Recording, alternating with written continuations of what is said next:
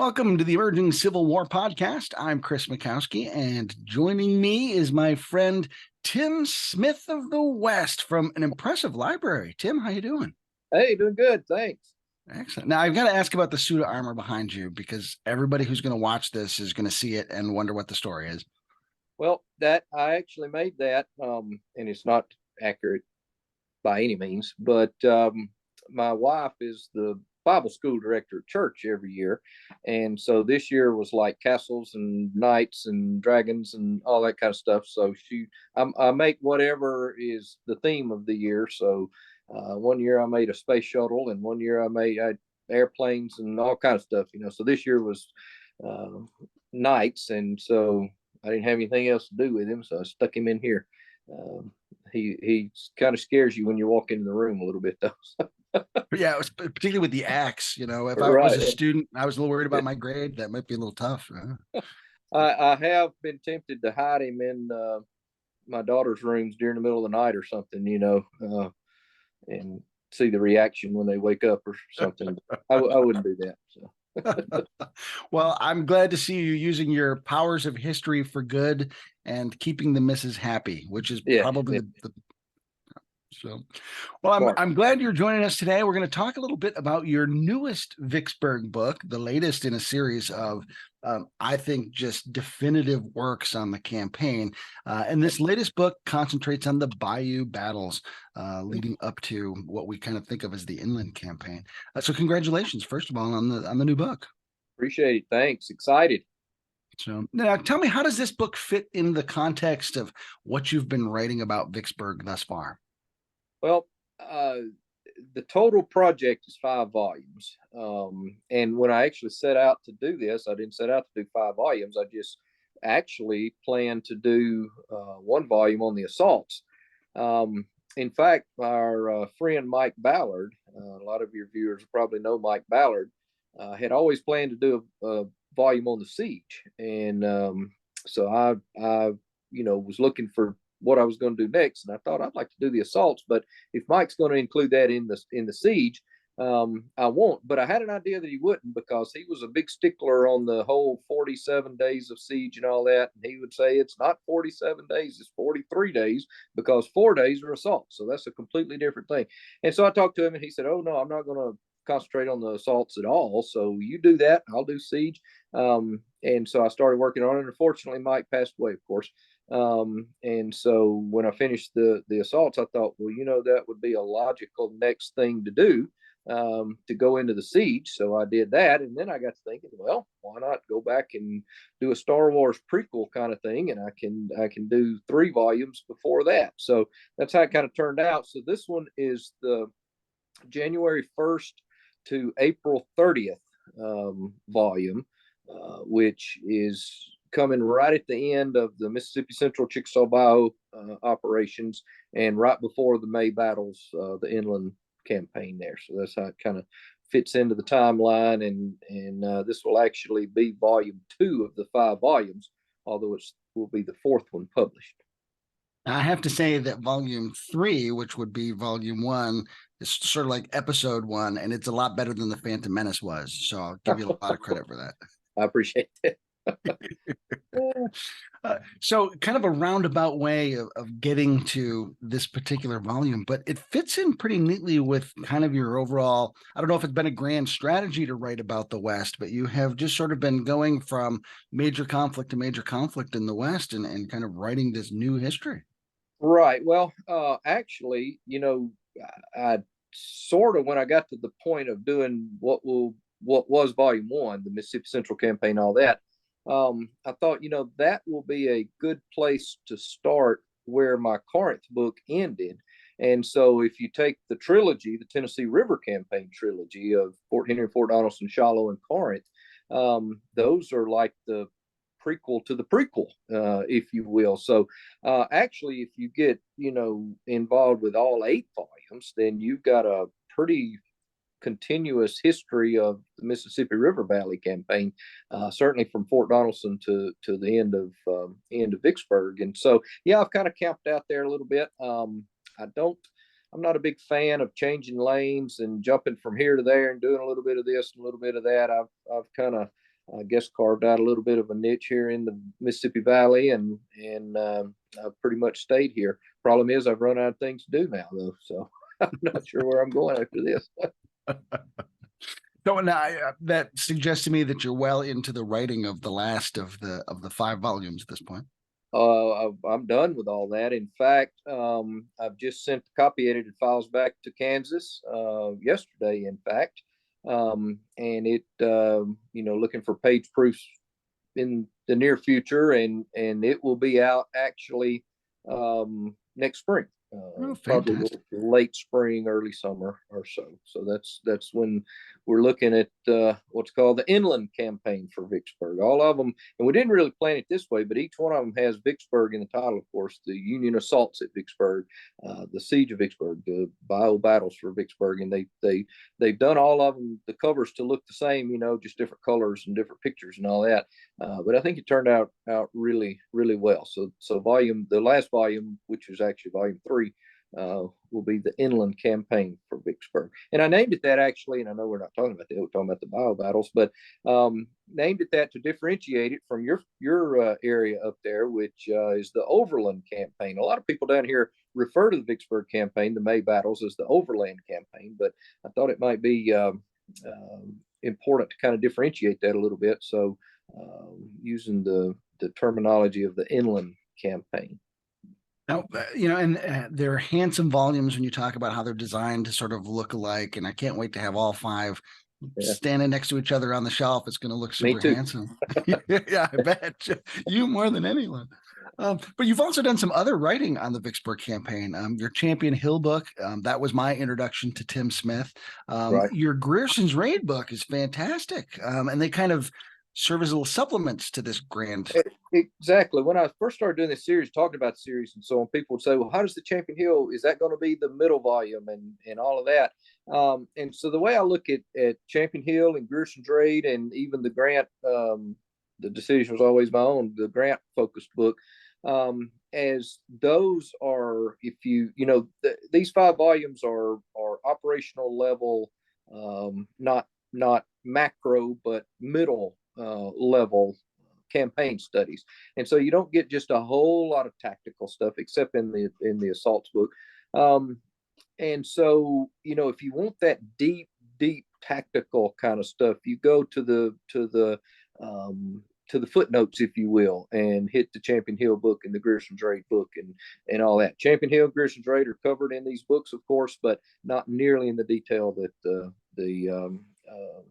the additional books will do it. So I point readers to those, of course, not just to sell books, but if they want, additional information, it's there for them.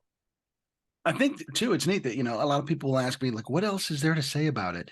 And, kind of the way you've approached Vicksburg in its entirety demonstrates that there's plenty to say and different ways to look at the same material, which is something that I've really appreciated about looking at your canon of work. How has this 5-volume set helped you look at Vicksburg differently than ways you had considered it before? Well, it has opened my eyes to a lot of things. Of course, I've read the 3-volume Bars treatment and the individual, the smaller volumes, 1-volume stuff, and so on. And all those are good. And there's in the treatment of the Vicksburg Campaign, the facts, of course, you got to get the facts in there and so on, but a lot's interpretation, and a lot of it is organization. And I might organize the campaign a little bit differently than other historians do. In fact, I do. I include the 7th attempt to get on the east side of the Mississippi River on the high ground in with the other former attempts, the crossing at Bruinsburg. Most historians stop at the 6th attempt, the Stills Bayou and Yazoo Pass and all that, and start the next volume or the next chapter or the next treatment or whatever with the 7th attempt that proved successful. In my mind, that's just another one of these attempts that we've been trying. This one just happened to be successful, which puts Grant in the position then to move forward and to move to Vicksburg. So that kind of stuff, there is really no wrong answer. You can organize it as any way that you want to. And so I've organized it a little bit different than what other historians have done. I've recently been doing a talk called the top 10 things that I've learned while studying Vicksburg, and kind of channel. I think I was telling you about this one time, channeling my inner David Letterman a little bit. The top 10 this and that, and some of them are fairly obvious. Some of them are a little deeper. For instance, we all know Joseph E. Johnston was an idiot, and that was confirmed. We all know Grant was good. That was confirmed even more. I kind of changed my opinion of Pemberton a little bit. Pemberton's a little better, I think, than what I thought he was, although still not good. Logistics were a huge key in the middle of all of this. In fact, that's this fifth volume we're just finishing. It's really, really heavy on the logistical aspects of Grant's line of supply or not line of supply or whatever you want to term it, and the wagon trains and all that kind of stuff. So I wanted to, instead of just doing more battles, I wanted to really key on the times between the battles, and look at kind of that part that's been largely shunned over, and not really emphasized. So I've learned a lot. It's changed my thinking on Vicksburg in a lot of ways.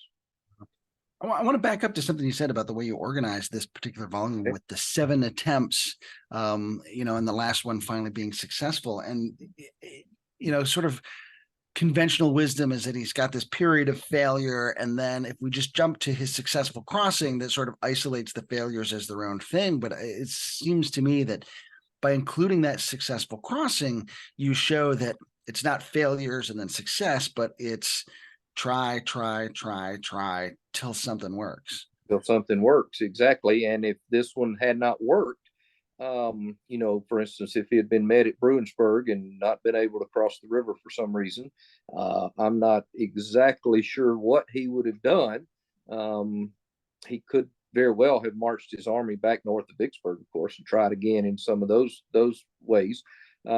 He's not probably getting the Navy back north of Vicksburg. Porter, Admiral Porter told him, "I'll go south of Vicksburg, but there's no chance of getting the gunboats back up against the current past the guns." So that would have hamstrung him a little bit. So what he would have done if this failed, I'm not totally sure. I'm sure Grant would have had something up his sleeve. He would have done something. Probably move on southward to Port Hudson, take that, and then join with Banks, and then come up to get Vicksburg. I'm not sure.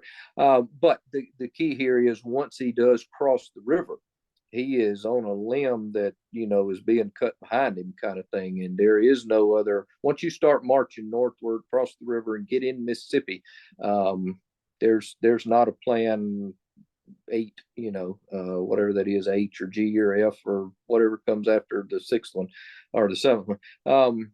This is do or die at that point. And he's willing to take that chance, and he does it. I think it really underscores his adaptability, which is something that Grant does not get a lot of credit for. Tell me a little bit about that as you kind of encapsulate these 7 attempts.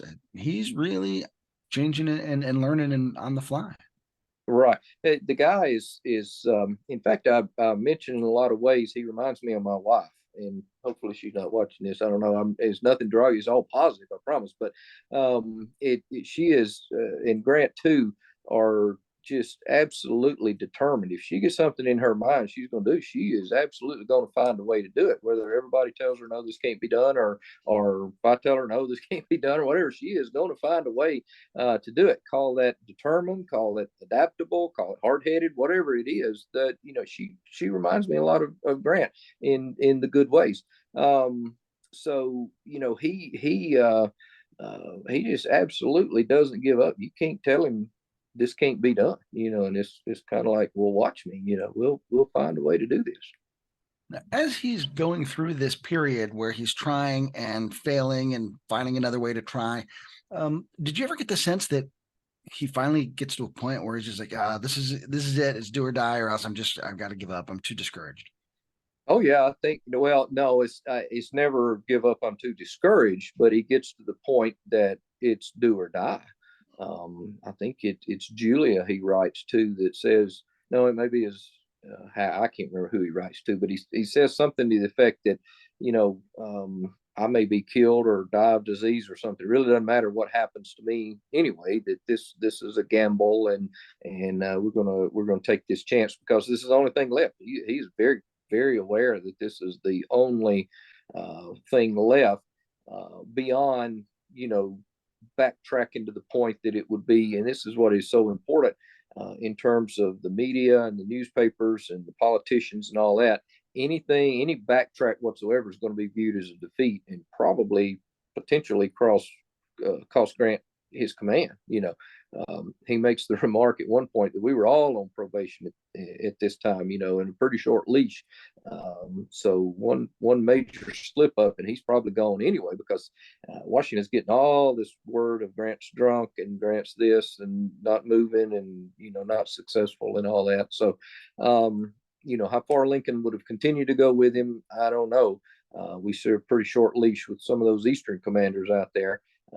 But Lincoln's mighty glad when he finds his guy. I get the sense that Lincoln has more patience with Grant than Halleck does, and that Halleck Grant relationship is Right. extremely complicated in this point. But I remember Yeah. Halleck saying like, "Oh, the president's getting impatient" around the beginning of April. But I've never saw anything from Lincoln that actually said he was getting impatient. I can't put my finger on anything that Lincoln, but Halleck is the conduit to Grant. Lincoln doesn't write Grant, to my knowledge. Maybe later in the war, but at this point, you get some letters from Grant to Lincoln in terms of, I'd like this one promoted or this one, whatever. The only letter I can think of is actually post Vicksburg when Lincoln writes that great letter that says, when you got to Grand Gulf, I thought you should do what you did, but then when you started northward, I thought it was a mistake, and I thought you should have gone down to help Banks at Port Hudson and all that. And he said, I want to make the public affirmation that I was wrong and you were right. And can we imagine a president writing a letter like that today? Either party, you'd never get anything like that. There is an account. Actually, it's not one of these, anecdotal things where Lincoln says, "Tell me what kind of whiskey he's drinking," and I want to send to my other commanders. So this actually is in a letter. I can't remember who it's to, but Lincoln is actually writing about Grant's campaign and says the thing is absolutely brilliant. And this is like, I believe, late May, and he actually puts a date on it. He says up and the Grant's campaign up until the 22nd of May, I believe is what he says. Of course, word of the assaults. The failed assaults hasn't reached Washington at that point, but he says the campaign up until the 22nd of May has been absolutely brilliant, and Grant's done everything that I've needed him to. So Lincoln was high on Grant, much more than Halleck. Yes. Now, so the book picks up in the wake of Chickasaw Bayou, which is a dispiriting loss for the Federals on a lot of different levels. So put me in Grant's mindset at that point as he's getting ready to figure out what that next step is and how are we going to do enough to populate this book for Tim Smith. Right. Well, Grant he's in a pretty low spot at this point. He's in northern Mississippi. He's retreating from the Tallahatchie River line. He gets word, of course, that Sherman's been defeated at Chickasaw Bayou. Right in the middle of all that, John McClernand shows up waving those papers from Lincoln and Stanton in everybody's face, saying, "I'm taking over the army," and so on. So he's in a pretty low spot, and then right in the middle of all that, McClernand does take over the army and takes it up to Arkansas Post, which Grant terms a wild goose chase. And so Grant things are spiraling out of control a little bit for Grant at this point. Grant softens on Arkansas Post just a little bit when he learns actually that his buddy Sherman was kind of the instigator of it. He all of a sudden says, "Oh, well, when I found out the real purpose for it, it was okay," and what he doesn't say is, when I found out Sherman was the one pushing it, it's okay now. As long as it was McClernand's thing, it was a wild goose chase. Now that I know it was Sherman's thing, yeah, it was important. So all that put together, and it's chaos in Grant's Department of the Tennessee. So he has to start making some firm decisions, and he has to start getting, his feet on the ground, if you will, although it's soggy and muddy and underwater and all of that. So he determines to come down to the Vicksburg area, Milliken's Bend and Young's Point, to take over his command personally, which will revert McClernand, of course, back to his corps commander. McClernand throws a big fit and wants his, to appeal it to Washington and all that. Grant basically says, no, you command your corps, be quiet. I'm here to command the department and the Army personally on site. And that's when he starts working through the situation and all the mud and the water and trying all these waterborne attempts that never succeed. And he actually says in his memoirs, and I'm a Grant fan, you're a Grant fan, I believe. His memoirs sometimes fudge a little bit to make him look a little better.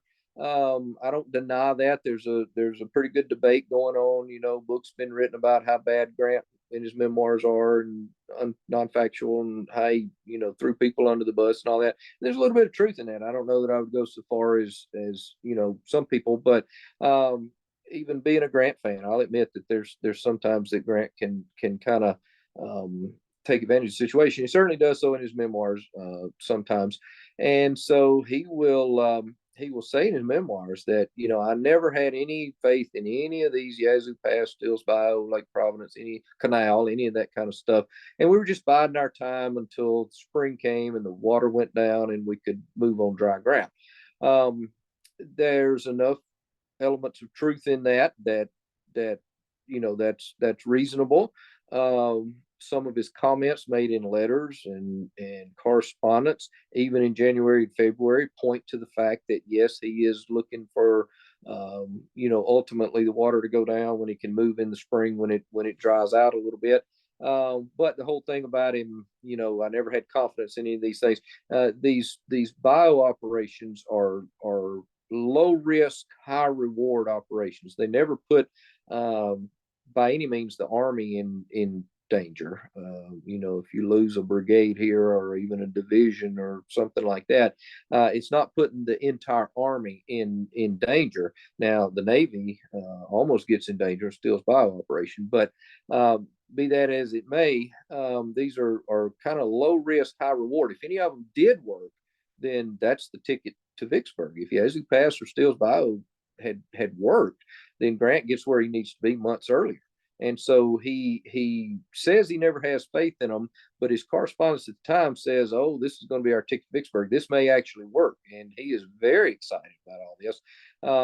But the larger context is obviously he's trying all this in the hopes that they will work. But if they don't, which he probably expects, then he's still looking at this final movement south of Vicksburg, which he has indicated would probably be the plan all along. We just got to wait out all this water and wait till spring. And I've always thought too, it's like I've got 40,000 guys, they all need something to do. Let's keep ourselves busy. Because if he's sitting out there doing nothing, that makes him look bad too. So kind of just having the appearance of industriousness is really important. Yeah, and if some of that industrious happens to work by chance, then even better. But you have to keep up a certain level of effort for the politicians and the newspaper people and all of that, even for the morale of your own troops and just human anatomy kind of thing, just for the muscles. If you sit for 3 or 4 months and do nothing, and all of a sudden you got to start on your march, then you're not going to be fit to do it. You need to keep your muscles worked and in shape and so on. So a lot of that helps in that. A lot of times it's been given as the reason for all of this bio experiments and so on, just to keep the Army busy. I don't think it was the cause. I don't think it was the reason, but I think it was a good byproduct that was an intended byproduct, but maybe not the actual cause for all of these. I think he was looking to finish this campaign in February if he could through Yazoo Pass. He would take it, certainly. Now, you'd mentioned John McClernand a minute ago. I want to back up to that because, you hear the term love triangle, but I think about McClernand and Sherman and Grant as like this hate triangle in really complicated sort of ways. Parse that out a little bit for me, because there's a lot of tension between these three over this period. Right. Yeah. Of course, Grant and Sherman, it's always been said they were big buddies, all the way back to Shiloh. It actually occurs before that. Sherman is supporting Grant, even though he outranks Grant, even in the Fort Donelson campaign. Sherman's back at Paducah pushing troops and supplies and all that to Grant. I've found, though, that even in the Grant-Sherman relationship, even after Shiloh, when it's supposedly welded together and all of that, that Sherman's a pretty sly guy. He is still, even in the Corinth campaign and later, he's still writing just very, very nice and friendly letters to Halleck. At the same time, he's doing the same thing to Grant. And so he's trying to keep his options open. And I compare it to a running back. Football season, college and NFL and all that started. Every once in a while, there's a play where it takes a little bit of time to develop, and you can see that running back just holding the ball, just kind of dancing a little bit and floating like a butterfly, if you will, waiting for the hole to open up, and then he hits that hole and he goes. Sometimes you got to delay a little bit, and I think that's what Sherman is doing. Sherman is kind of dancing there a little bit, waiting to see which one of these he should hook his wagon to, whether it's going to be Grant or whether it's going to be Halleck. And he stays friendly with both. And so in dissecting the Sherman-Grant relationship, yes, they are by Vicksburg. They're very close. Of course, Grant depends on Sherman heavily. But even then, they agree to disagree. Sherman did not like this whole route, what he calls a roundabout route, that Grant's going to go south of Vicksburg. He rails against it, writes a letter in protest of it, what they call a protest. Verbally tells Grant this shouldn't be done. And what I found in dealing with this last volume, even as late as mid-May, as Sherman is already in Mississippi catching up and taking his position with the Army, he's still fussing about this. And the roads, we're not going to be able to get food up. We're not going to be, and giving advice, giving advice. Grant, you better open up new roads. You can't supply everybody by one road. This is not going to work. So and so, and just constantly chirping, chirp, chirp, chirp, chirp, chirp. I often say Sherman enters a room mouth first, and he's going to make his opinions known. He's going to say what he thinks. And so even then, it's not, Grant just kind of chooses to ignore it a little bit and say, okay, yeah, thank you for your input, but here's what we're going to do. So the relationship is not one so much that, they're just in lockstep. There's still disagreements there. Now, compare that, of course, with the Grant and even Sherman McClernand relationship, and it's not one as friendly, and certainly Grant would not treat McClernand and his protests and things like that the way he would with Sherman. Grant looks at McClernand as a politician and as a amateur soldier. You get a lot of that West Point cliquishness. And so neither Sherman nor Grant like McClernand, just don't like him. They abide him because he happens to be the ranking corps commander behind Grant. He ranks Sherman. And he happens to have these papers that he keeps waving in everybody's face from Lincoln and Stanton that gives him, a big chunk of the command in the operations against Vicksburg. So yeah, you have to endure him, and they basically endure him. And it turns out that McClernand provides pretty good service in all of this until they don't need him anymore, and that's when they get rid of him on a technicality. And McClernand realizes it's a technicality, and everybody realizes it. But what are you going to do? Yeah, it seems like he's his own worst enemy in a lot of ways, but shooting his mouth off. But you think about the responsibilities he gets over the course of the entire Vicksburg campaign, and he is somebody that Grant does lean on over the course of that campaign and gets good responsibilities, and yet just can't keep his mouth shut. Well, that's a lesson even for us today. You look at these Civil War figures. Lew Wallace is another one. If he just keep his mouth shut, he'd have a lot better chance of doing some things, and others as well. And that translates even into today. I know a lot of people that should keep their mouth shut more, so it probably help them out a little bit. But who knows? Yeah. So as Grant tries all these different avenues and approaches, do you have a particular favorite attempt of the things that don't work out? Uh,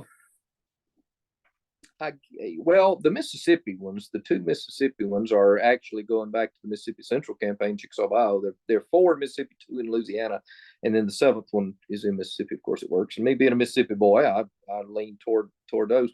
For some reason, I just like the Yazoo Pass operation, where you go through this little bitty pass and cut the trees so you can worm these gunboats through this little narrow ditch, and finally you get into the Coldwater and then into the Tallahatchie and into the get to the Yazoo and all that. It's a novelist couldn't think this kind of stuff up that good. The truth is stranger than fiction kind of thing. If William Faulkner had come up with this, and this is Faulkner country up in there, if William Faulkner had come up with this, everybody would have said, "Oh, that's unrealistic. It would have never happened," but it did. And I guess being from that general area, I grew up about 15 miles or so east of Fort Pemberton, where the Tallahatchie and the Allabusha come together to form the Yazoo at Greenwood. Grew up just in the hills east of that, and so a lot of it, just personal preference, I guess, from heritage. So. I've always been fascinated by the canal projects, which of course, there's a template because they tried the canal once already. And, Grant has some lessons he could learn from that first attempt to help with the second attempt. To me, it was just kind of like a great bit of ingenuity. Like, hey, let's try this out and Right. see if we can overcome nature, The canal and even the Lake Providence operation, and even some of the smaller ones like the Duckport Canal, that doesn't normally get elevated into one of the major 7 attempts. Those west of the river were never the end all be all. You're still going to have to deal with the Confederates on the eastern side at some point. Yeah, you may bypass Vicksburg, but there are other areas south of Vicksburg where the bluffs touch the river. Particularly Warrenton, just south of Vicksburg, and the Confederates actually mount guns on the bluffs at the opening of the canal to block it. And they start talking about, let's dig it farther down where it'll open up into the river farther down, out of range of those Confederate guns. But then you've got Grand Gulf, and then you've got Rodney, and then you've got even Natchez, and of course Port Hudson farther south. So there are areas that the Confederates still could have blocked the river. Maybe not as well as Vicksburg, because Vicksburg is the only place where you have rail access to bring in troops and supplies and ammunition and all of that. So it could have conceivably been blocked somewhere else, but Vicksburg certainly was the best one. But I'm not sure that the canal or Lake Providence or any of that ever was really the end all be all, that this is going to solve our problem of you hear that? Our washing machine's going crazy. Kelly's washing something, and I think it got out of kilter or something. But at any rate, I don't think it's the end all be all that's going to solve the problem, but it will certainly help us get assets south of Vicksburg and close the interim portion of the river between Port Hudson and Vicksburg and all of that. So interesting. It is definitely interesting, though. You mentioned Steel Bayou a little while ago too, and that is probably the attempt that has the greatest amount of hazard for the Navy. Right. Tell me what the Navy was facing there and how they managed to escape calamity. Well, it's a really fascinating operation. I think Porter's another one of these that gets all excited about this. He tells Grant, "Hey, I've got the route to Vicksburg. I've got the key to Vicksburg." And Grant's thinking, yeah, this is finally it. We're gonna make it. And so Porter a little hastily sends pretty much the backbone of his fleet, 5 of those City class ironclads. And there are only 7 of them, of course, only 6 in existence then. The Cairo had already been sunken. So the backbone of the fleet, of the flotilla, goes up Stills Bayou and Black Bayou and Deer Creek and gets to Rolling Fork. And the Confederates start chopping trees down in front of them and behind them, and they fool around and accidentally sink a coal barge behind them, and it gets pretty tight there for just a little bit. In fact, Porter has already given orders to grease the sides of the gunboats to repel boarders like old pirate attacks, but if it came to it, then he gave orders that we're going to burn them, and we're going to touch the guns off and point them through the deck so that they'll, sink, and we're going to deprive the enemy of them. If we can't have them, they're certainly not going to have them. So they it gets pretty tight there a little bit. Fascinating story about how they get out of there, though. They back their way back out, and they're pretty happy to get out. Now, how important is this period in Grant's overall strategic thinking when it comes to Army Navy joint operations? Because we see a lot of that happen over the course of Grant's career, but it seems like this is a really developmental period for that. It is in the scale that it's going on, because it's largely on a canvas that's underwater. You cannot do land operations in January, February, and March, 1863. So he has to depend on the Navy. Now, the problem is, of course, that he no longer can command the Navy. Since the fall of 1862, the inland gunboats have been under the Navy's command rather than the Army's command like they were earlier in the war. So he can't command them, but fortunately he finds a naval soulmate, if you will, in David Dixon Porter. And Porter's pretty willing, not all the time, but pretty willing to do pretty much anything Grant wants, even if it puts his gunboats at risk, because Porter can see, number one, that Grant has a pretty good track record of this stuff. And number two, he can see the larger goal that, if we work together on this, the larger goal is to win the war and open the Mississippi and win the war. And putting our gunboats at danger for something that the Army wants will likely help in that goal. So Grant and Porter are on the same wavelength there. I'm absolutely convinced that if McClernand had been in command, Porter doesn't like McClernand. And Porter would not have given McClernand the same leeway and the same support that he gave Grant. Now, of course, dealing with the environment, everything's underwater. You have to deal with the Navy, but Grant has been doing this for years. Starting back in the Belmont operation, moving the whole little army at that point down to Belmont, and then back, and then the Fort Henry, Fort Donelson operation, and then Shiloh, and in the early stages of the Vicksburg campaign. So, Grant realizes, call it combined arms, combined operations, whatever. You've got a believer in Grant, and he realizes that the Navy is a major asset that he has here, and he doesn't mind using inter service. What's the word I'm looking for? Cooperation, coordination, operation. Yeah, combinations there. He doesn't mind giving credit to the Navy and all of that. So he's happy to have the Navy with him. Now, this has been a very federal-centric conversation. Obviously, the Confederates just kind of have to sit where they're at and let the Federals figure out the problem. Yeah, they're on defense. So, yeah. But how do you assess Pemberton during this period?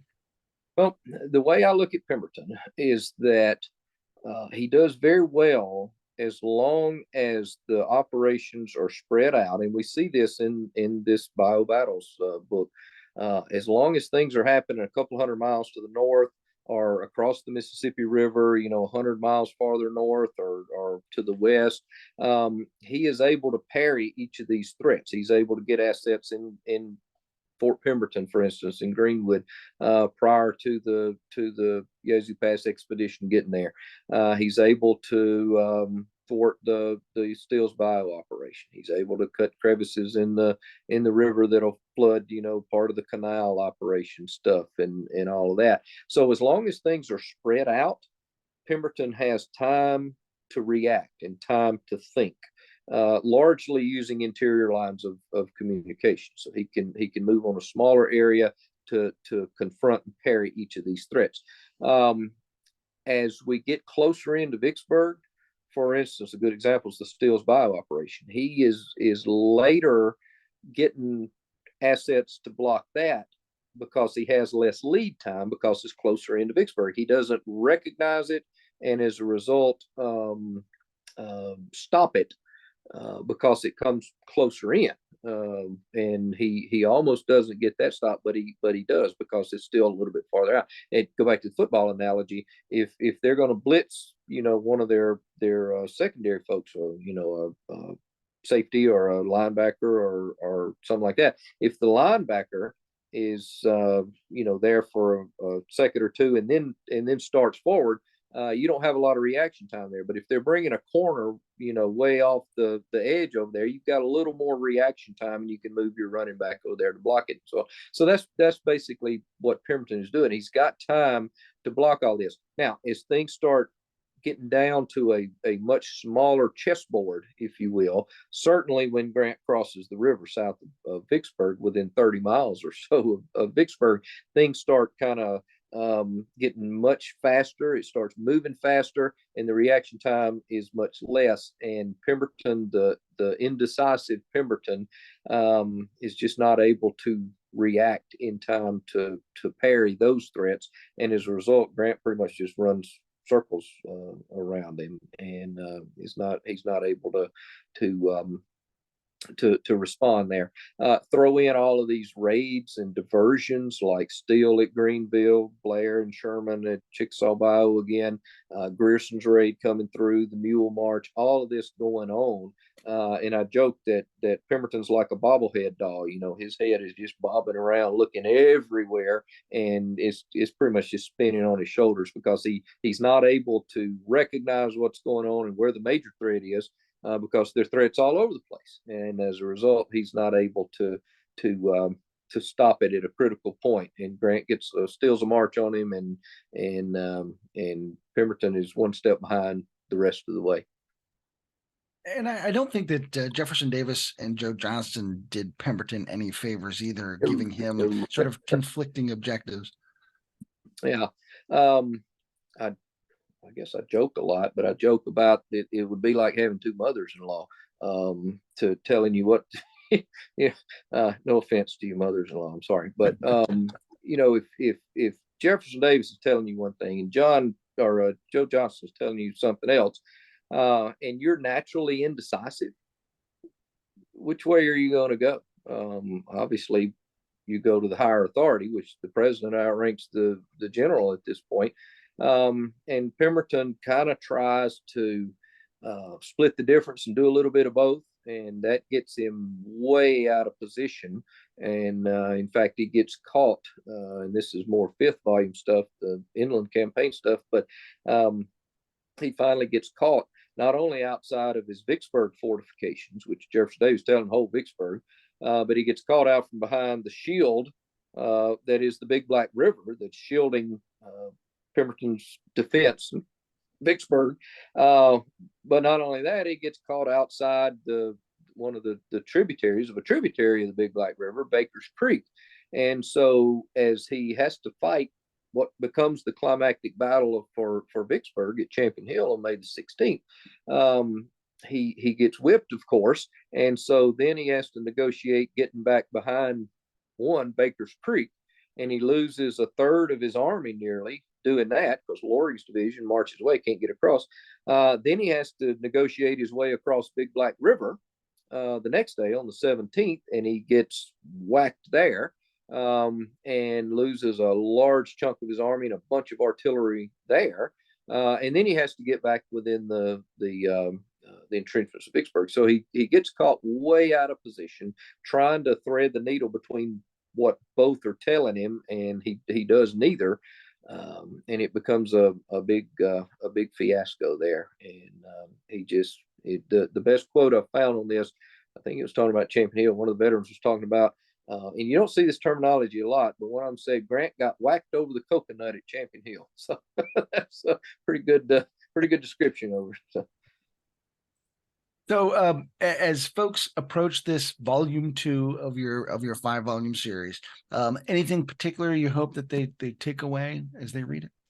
Well, just the breadth and the width of the Vicksburg campaign, just how big it was, how experimental it was, how spread out it was in terms of geography, and pretty much how Grant just absolutely doesn't give up. He is just a bulldog, and he is not going to let go till he finds a way to do this, or probably dies trying, or gets relieved trying.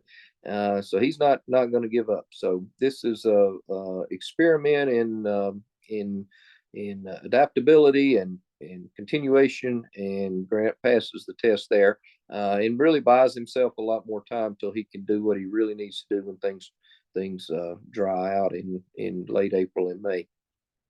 Fantastic. Well, the book is The Bayou Battles for Vicksburg. It's part of Tim Smith's 5-volume series on the Vicksburg campaign. Tim, I wish you all the success with this latest volume. Hey, I appreciate it. Thank you very much. Appreciate you having me on here. Always a pleasure to have you with us, my friend. On behalf of Tim, I'm Chris Mikowski. Thanks for being with us. We will see you online and on the battlefield.